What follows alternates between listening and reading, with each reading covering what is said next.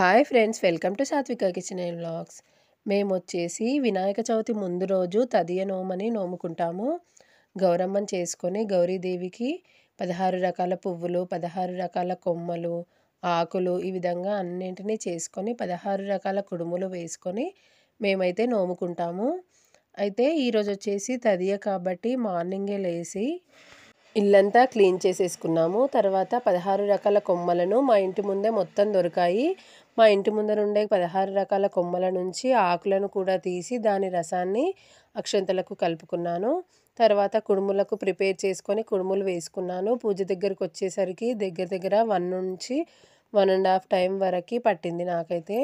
ఒక్కొక్క పువ్వును చూసుకుంటూ 16 రకాలు కౌంట్ చేసుకుంటూ తెంపుకున్నాను నేనైతే. ఈ విధంగా 16 రకాలు అంటే మామూలుగా అయితే మా దగ్గర చాలా రకాల చెట్లు ముందర ఉన్నాయి. చూడండి, ఇది వచ్చేసి పారిజాతం పువ్వు, ఇంతకుముందు చూపించింది తురాయి పూలు, పారిజాతం పూలు, 100 వరహాల పూలు. అలా మా ఇంటి ముందర ఉన్న ఫ్లవర్స్ అన్నీ తీసుకొచ్చుకొని వాటి ఆకులను తీసి రసం తీసి అక్షంతల్లో రసం కలిపాను. అదేవిధంగా 16 పత్తి గింజలను కూడా పసుపు కుంకుమ కలిపి గౌరీమాత దగ్గర పెట్టుకుంటాను. అదేవిధంగా 16 ఆకులతో ఇస్తరాకును కుట్టేసుకొని దానిపైన బియ్యం పోసి ఇంటి దేవుణ్ణి పెట్టుకొని తర్వాత పసుపు గౌరమ్మని చేసుకొని దాని పక్కన 2 పోకలను ఉంచుకుంటాను. పోకలకు వినాయకునిలాగా ప్రార్థించుకొని ఫస్ట్ వినాయకుని పూజ చేసుకున్న తర్వాత గౌరీ పూజను చేసుకున్నాం మేమైతే. చూడండి, ఆకును ఈ విధంగా ప్రిపేర్ చేసుకుంటాను మేమైతే. ముందు రోజే 2 ఆకులను పెట్టుకొని 16 ఆకులను పెట్టుకుంటాము. ముందర ఒక దాంట్లో కొమ్మలను అంటే చెట్ల కొమ్మలను ముందుగా పెట్టుకుంటాము.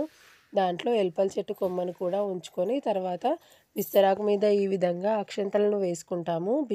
తెల్ల బియ్యం పోసుకొని తర్వాత పూజ మొత్తం కంప్లీట్ చేసుకుంటాము. పూజలో 16 రకాల పువ్వులు, అక్షంతలు, పసుపు కుంకుమ, వస్త్రాలు, వారం రోజుల నుంచి రకరకాల వస్త్రాలు చేసుకుంటున్నాం కదా, వాటన్నింటినీ పెట్టుకొని కుడుములను పెట్టుకొని నోముకుంటాము. ఆ కుడుములను కూరాడికిచ్చి ఇస్తినమ్మ వాయనం అని చెప్పేసి ఆ కుడుములను కూరాడికి ఇచ్చేస్తాము. ఈ వినాయక చవితి వచ్చిందంటే చాలా పనే ఉంటుంది. ఎందుకంటే ముందు రోజు తదియ కోసం ప్రిపేర్ చేసుకోవటం కానివ్వండి, లేదంటే వినాయక చవితి కోసం మామిడాకులు తెచ్చుకొని తోరణాలు కట్టుకోవటం, రకరకాల వస్త్రాలు పూజ కోసం ప్రిపేర్ చేసుకోవటం, వినాయకునికి కావలసిన వస్తువులన్నీ అంటే పిండి, చక్కెర అట్లాంటివన్నీ తెప్పించుకొని లీస్ట్ రాసి మరీ తెప్పించుకోవటం చాలా ముఖ్యం. ప్రతి ఒక్కరూ ఏదో ఒకటి మర్చిపోతుంటారు కదా, లీస్ట్ రాసి పెట్టుకున్నట్టయితే మనం ఏది మర్చిపోకుండా ఉంటాము.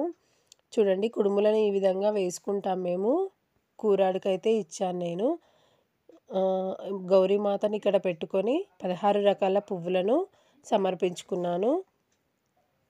మా ఇంట్లో అయితే ప్రతి తదియ రోజు ఈ విధంగానే పూజను ప్రిపేర్ చేసుకుంటాము. ఆ రోజు వచ్చేసి పొద్దున్నే లేచి పువ్వులన్నీ తెంపుకొని కౌంట్ చేసుకొని మరీ పక్కన పెట్టుకుంటాము. తర్వాత ఈ గౌరీమాతను ఒకరోజు మంచి రోజు చూసి పూసుకొని తర్వాత ఆ తెల్ల బియ్యం కింద ఉన్నాయి కదా, వాటిని ఒక మంచి రోజు చూసి బియ్యం పెట్టుకుంటాము. ఈ కొమ్మల మీద ఉన్న వత్తి అయితే చాలా టైం పడుతుంది చేసుకోవటానికి. పసుపుతో కొన్ని రకాలుగా చేసుకుంటాము, కుంకుమతో కొన్ని రకాలు చేసుకుంటాము, పసుపు కుంకుమ కలిపింది కొన్ని రకాలు చేసుకుంటాము. ఇది మొత్తం మనం 16 రకాల ఈ వస్త్రాలను కూడా కొమ్మలకి రకరకాలుగా పూజలు పాటలు పాడుకుంటూ సమర్పించుకుంటాము. తర్వాత లాస్ట్లో హారతి ఇచ్చుకొని మనం పూజను కంప్లీట్ చేస్తాము. తర్వాత చేతుకు మనం దండను కట్టుకొని పోగుదారం కూడా కట్టుకుంటాము. తర్వాత కూరాడికి ఇచ్చేటప్పుడు కూడా కూరాడుకు కూడా ఒక దండ కట్టి అదేవిధంగా నమస్కరించుకోవాలి. అయితే ఈ పండగ కంటే ముందు రోజు 2 రోజుల ముందు చాలా పని ఉంటుంది.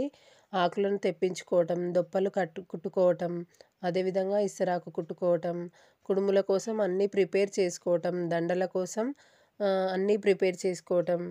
దండల కోసం అయితే ఉత్తరేణి చెట్లు తెప్పించుకొని వాటిలో 16 ఆకులను చూసుకొని దానికి 16 ఆకులతో 16 ముడులు వేసుకొని దాంట్లో దండలాగా పెట్టుకుంటాము. తర్వాత పూజ కంప్లీట్ అయిన తర్వాత గౌరమ్మని ఏ రోజైతే పూసుకుంటామో ఆ రోజు ఆ దండను మేమైతే కట్టుకుంటాము. ఈరోజైతే ఈ పూజ చేసుకొని మేమైతే ఉపవాసం ఉంటాము. ఉపవాసం అంటే వరిపిండి అంటే బియ్యం పిండి కలవకుండా ఏదైనా ఉంటుంది కదా, అది తింటాము. కానీ రైస్ కానీ ఇడ్లీ, దోస అలాంటివి తినకుండా ఓన్లీ చపాతీ లాంటివి లేదంటే మేము నోముకున్న కుడుములు ఉంటాయి కదా! వాటిని తిని ఆ రోజు అదే విధంగా ఉంటాము. చూడండి నేనైతే కూరాడికి వాయనం ఇస్తున్నాను. ఈ విధంగా ఇస్తినమ్మ వాయనం అంటూ కూరాడికి పసుపు, కుంకుమ, బొట్టు పెట్టి ఈ విధంగా ఇచ్చుకుంటాం మేమైతే. తర్వాత అగరబత్తులు ముట్టించుకొని ధూపదీపం వేసేసి నైవేద్యం కూడా పెట్టుకుంటాము.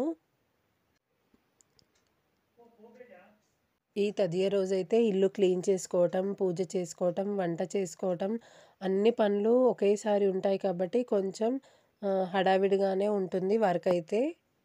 తర్వాత ఈ దండ ఉంటుంది కదా! 16 ఆకులతో చేసిన దండను నేనైతే కూరాడుకు కడుతున్నాను.